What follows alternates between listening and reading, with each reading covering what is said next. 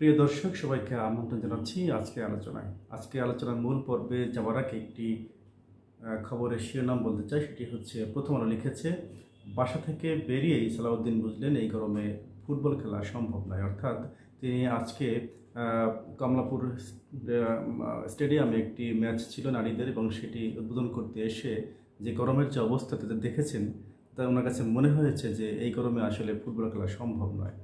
তো যাই হোক, আমরা জানি যে আগামীকালকে সকাল থেকে বাংলাদেশের শিক্ষা প্রতিষ্ঠানগুলো খুলছে এবং ভোর 8টা থেকে শ্রেণী কার্যক্রম শুরু হবে।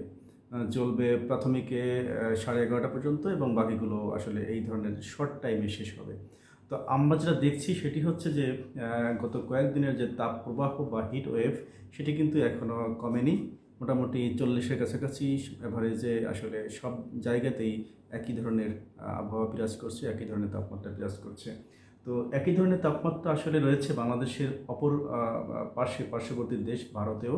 এবং আমরা কিছুক্ষণ আগে যেটা জানলাম সেটি হচ্ছে বাংলাদেশের পশ্চিমবঙ্গতে যে তাপমাত্রা সেটি হচ্ছে প্রায় 37 এবং ফিলস লাইক 47-এর মতন। অর্থাৎ সেখানকার বাসিন্দারা যেটা অনুভব করছেন, হিউমিডিটি সব কিছু মিলিয়ে 47 ডিগ্রি তাপমাত্রার মতন তারা মনে করছেন। এই ধরনের একটা তাপপ্রবাহ সেখানে কিন্তু বইছে। তো বাংলাদেশের যারা গবেষক রয়েছেন, বিজ্ঞানী রয়েছেন, তারা কিন্তু অনেকদিন ধরে বলে আসছেন যে দিল্লির যে তাপপ্রবাহ সেটি কিন্তু সেই বাতাসটাই কিন্তু ক্রমান্বয়ে বাংলাদেশের দিকে আসবে। অর্থাৎ সেটি হলে কিন্তু আগামী কয়েক সপ্তাহের মধ্যে, অর্থাৎ জুনের প্রথম সপ্তাহে কিন্তু বাংলাদেশের তাপমাত্রা ফিলস লাইক 50 or 52 হবে। এই ধরনের একটা মেসেজ কিন্তু আমাদের মধ্যে আছে এবং বিশেষজ্ঞরা সেটা বলছেন।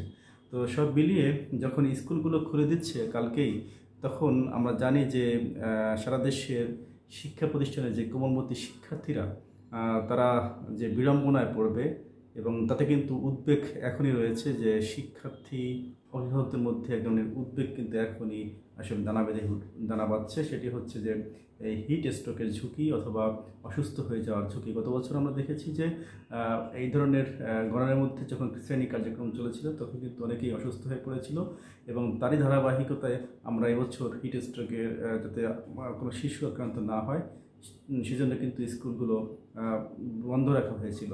কিন্তু এই গরমের একটা সুরাহা না হওয়া পর্যন্ত, অর্থাৎ আবহাওয়া অনুকূলে না আসার আগেই স্কুলগুলো খুলে দেওয়ায় কিন্তু আবারও সেই ধরনের ঝুঁকি সেটা রয়েই যায়।